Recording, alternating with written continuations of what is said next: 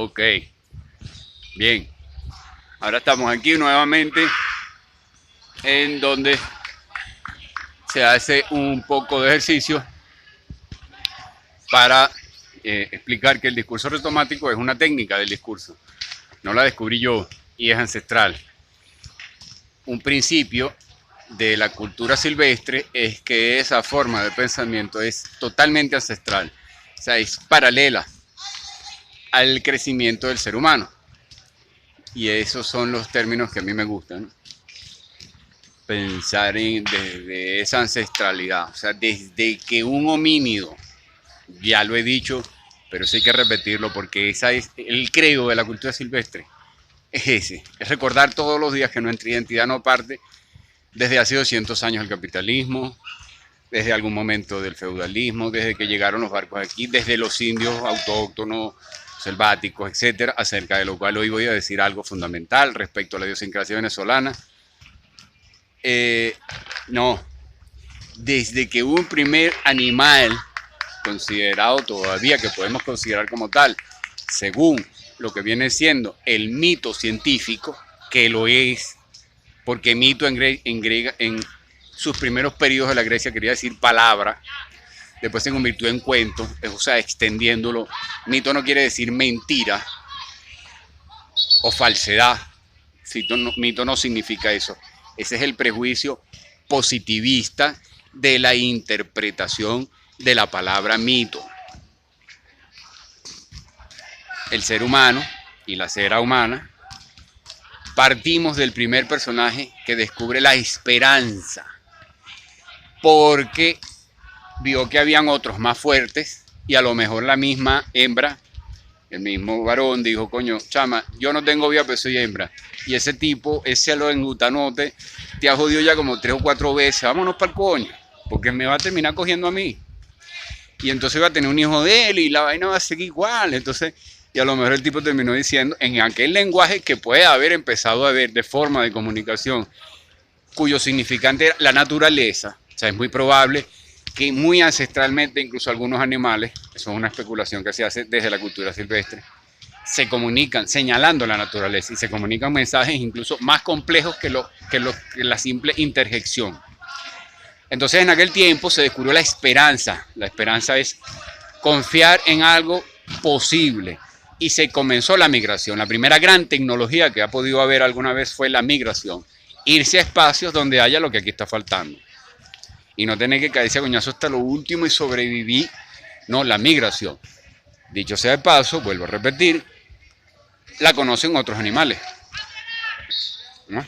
Y eso es interesantísimo, que empecemos a tener identidad más allá de lo que establece el hecho de que usemos cubiertos o que seamos racionales, o que tengamos uso articulado del habla.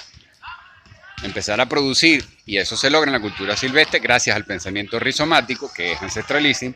Podemos empezar a tener identidad con otras especies, identidad más cercana con otras especies, y practicarla gracias a que partimos del hecho de que descubrimos algún día la migración. Entonces, si partimos de ese hecho, entonces empezamos a comprender que las culturas autóctonas de aquí, y aquí iba, tenían y tienen una propiedad fundamental, real, que no es la que muchos creen dentro de su ingenuidad izquierda, como el mismo profesor Luis Brito García.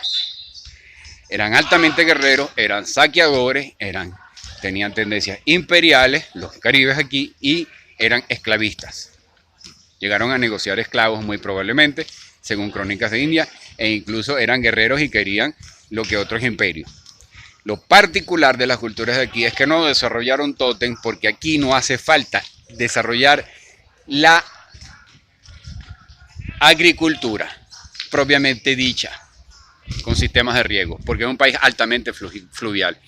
El espacio geográfico de todo el planeta Tierra más fluvial, probablemente. Habría que revisar por algunos países, pero de Latinoamérica es el más fluvial, salvo algunas zonas de Brasil que se le pueden comparar, pero siendo Brasil tan grande no se puede decir que su abarcancia poblacional esté nutrida de esa facultad. Venezuela, y además Brasil es fundamentalmente Amazonas, que por supuesto que es muy fluvial, pero es fundamentalmente una selva, una jungla, ¿no? Aquí es fluvial el llano, es fluvial las montañas de la costa, que no son amazónicas, es fluvial el macizo guayanés, que no es amazónico, es fluvial las zonas cercanas donde está el Catatumbo, que además es todo un fenómeno, es fluvial todo, entonces no hacía falta la acumulación. Eso influye mucho en la idiosincrasia venezolana, que vive fundamentalmente de la caza y de la pesca. Por eso el venezolano es esencialmente corrupto y choro, según el prejuicio positivista. Si no cambiamos esa forma de pensamiento, el venezolano en realidad, mayormente, desde el punto de vista del prejuicio positivista, es corrupto y choro. Pero desde el discurso, desde el pensamiento silvestre, resulta que el venezolano es extraordinariamente creativo, probablemente una de las culturas más creativas del planeta, gracias a esa manifestación de clara, que, como ya habíamos dicho, porque este video es en cierta forma un recuento, un resumen, el llamado arte popular. Entonces fíjate, aquí es donde viene la cosa. ¿De dónde viene el discurso del pensamiento silvestre y la cultura silvestre? Pues eso no viene de haber leído a Nietzsche, aunque lo había leído. Tampoco viene de Deleuze, aunque Deleuze desarrolla el discurso rizomático que me sirve mucho, el concepto del rizoma. Tampoco viene de Wittgenstein, ni de los fenomenólogos del lenguaje, ni siquiera viene de Husserl, que también me sirve mucho para explicarme. ¿A qué me refiero? Cuando determina eso que determina en cuanto a los preceptos, supera por completo el pensamiento de izquierda, sirve de base para la fenomenología del lenguaje, etc. Pero ni siquiera es él. Ni siquiera lo es el gran maestro José Manuel Briceño Guerrero, con su discurso salvaje, porque es muy histórico, ni siquiera es. Viene de una monografía que yo me puse a escribir, donde empiezo a analizar que por dinero, o sea, porque me estaban pagando para escribir una monografía sobre la cultura popular, sobre el Premio Nacional Cultura Popular, de la misma colección que escribí la monografía sobre el maestro José Manuel Briceño Guerrero, mi muy admirado maestro, sin lugar a dudas, a pesar de que hubo algunas diferencias, a pesar de que, bueno, tampoco es que haya sido su alumno predilecto, pero bueno, sí fui el alumno que escribió la monografía, pues, por una capacidad de escribir que tengo, ¿no? Y que, bueno, hago estos videos para practicar un poco el performance, porque parezco que estoy obligado a ser actor. Y la cultura silvestre, y sin lugar a dudas, no puede ser solamente escrita, debe expresarse. Entonces, como debo practicar lo que digo, voy a actuar. No es que me guste, no es que sea una maravilla para mí, no es que sea muy fácil, pero habrá que hacerlo. Entonces, por ese motivo vamos a pedir la recaudación más adelante. Pero lo que quería dejar en claro aquí, desde el punto de vista discursivo, es que la historia en mi vida del discurso de la cultura silvestre, de ese concepto, es cuando empiezo a analizar en esa monografía que hago por ganarme la vida, no por ser grandilocuente ni nada, sino que me van a pagar una platica, descubro, entrevistando al amigo Mariano Díaz, al señor que ya murió, igual que Briceño Guerrero, murió en el 2014, el señor Mariano Díaz murió unos añitos antes, descubro que no hay cultura popular, simplemente. Y que incluso la cultura académica es cada vez más escasa, es cada vez más un conservatorio aburrido, difícil de comprender. Por ejemplo, dentro de lo que se dice la cultura silvestre, el Sistema Nacional de Orquesta, dentro de lo que se llama cultura académica, el Sistema Nacional de Orquesta, mantenido por el petróleo de Venezuela, es uno de los espacios del mundo, el Sistema Nacional de Orquesta venezolano es uno de los espacios del mundo donde se mantiene todavía de manera numéricamente abundante, incluido Alemania, incluido esos países, para que tú veas la cosa, porque allá tiene mucho éxito lo que es la cultura afrocaribeña, más que su propia cultura originaria, académica, de origen medieval y conservada en academias, etc. Este es uno de los espacios del mundo donde más se mantiene numéricamente, gracias al Sistema Nacional de Orquesta, que es mantenido y que en realidad para mí no tiene nada de bueno, porque es una multiplicación de vergüenza étnica para el venezolano, que es creativo en sí mismo, que es uno de los países con más diversidad de formas autóctonas históricamente desarrolladas, diversas musicalmente en la música. La lista es muy larga: chimbangle, gaita, calipso, tamunangue, seis por derecho, tambor de la costa, aguinaldo, salve. Cualquier músico puede hacer una lista doblemente larga de eso. Eso no sucede en todos los países, en muy pocos.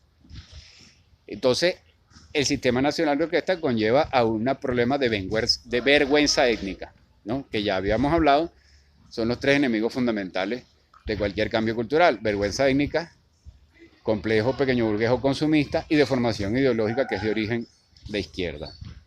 Son los tres principales enemigos que yo observo para desarrollar una nueva cultura.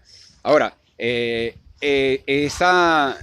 discurso lo desarrollo descubriendo eso, ¿no? Es bueno que se sepa que no viene de la observación de nada afuera, viene de la observación de cómo aquí somos igual que esta jungla, igual que este país altamente hídrico, ¿no? Fluvial, uno de los países con más ríos. Caracas es la ciudad con más ríos de toda América. Y que sea una capital es hasta mucho más asombroso. 36 ríos allá en Caracas. Por eso hubo la vaguada. Por eso aquí no habían asentamientos indígenas en el valle. Por eso eran sociedades que podían ser perfectamente migratorias y desarrollar lenguaje. E incluso altas técnicas bélicas. Entonces, básicamente, de hecho, esa fue la técnica. Por eso es que los Caribes para mí no tienen mucho de bueno. Son buenos culturalmente, como una manifestación bien compleja, pero no, en sí mismo, pues a mí no me gustaría pues, haber vivido con los Caribes, ni me siento muy orgulloso de que ese bicho haya sido aquí. Más bien creo que es bueno que lo hayan exterminado. Así pienso yo. Claro, lamentablemente, pues quienes los exterminaron eran unos bichos que no tienen nada de bueno, ¿no?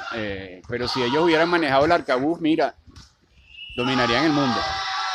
Lo único que les faltó era tener la pólvora. Dominarían el mundo, saquearían, preñarían y joderían a todo el mundo.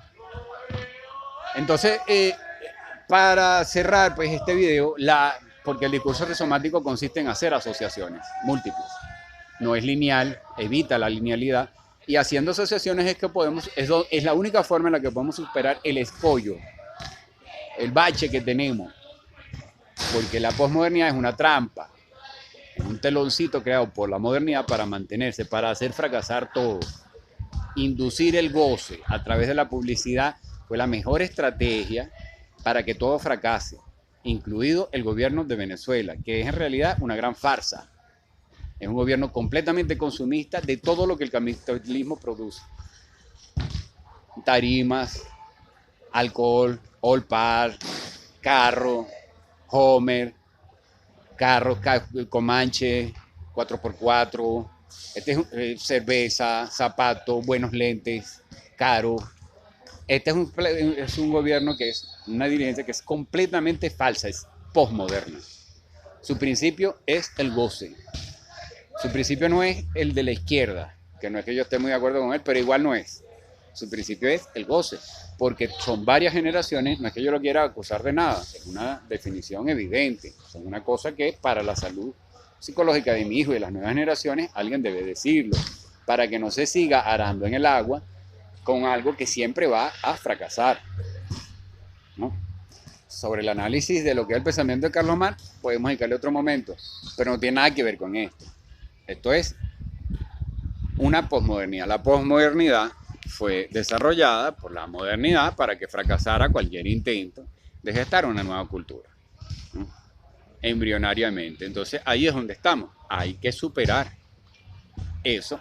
Y la única forma de hacerlo es con el discurso ritomático, porque si no, regresaríamos al planteamiento lineal y moderno y positivista de acusar de simple delincuencia a aquellos que se han dedicado al goce. Hay otra forma. Ya el mundo no tiene que dedicarse a producir. El mundo no tiene que ser marxista o capitalista. Hay mucha producción en el mundo. El problema es cómo se distribuye mejor y cómo las personas que se adquieran de riqueza asumen la necesidad de autorregulación. En palabras de Nietzsche, el ser amos de nosotros mismos. Que no tengas que tener uno afuera al quien le ordena. El asumir eso para autorregularte realmente, porque si nada te detiene, por supuesto que tiene que venir o un opresor o una guerra o algo, porque como toda especie dentro de un ecosistema tiene que tener una regulación. El planteamiento no puede ser, como dice el socialismo, que tú tienes 5 o 10 hijos y los 5 o 10 hijos tienen derecho a un carro, una casa, un aire acondicionado y a viajar a Europa, porque entonces el mundo se va a la mierda. Y es algo matemático. Entonces, si no asumimos la autorregulación, no podemos acceder a ningún sueño ni a nada. ¿Ves? Entonces, ese es el elemento, ¿no?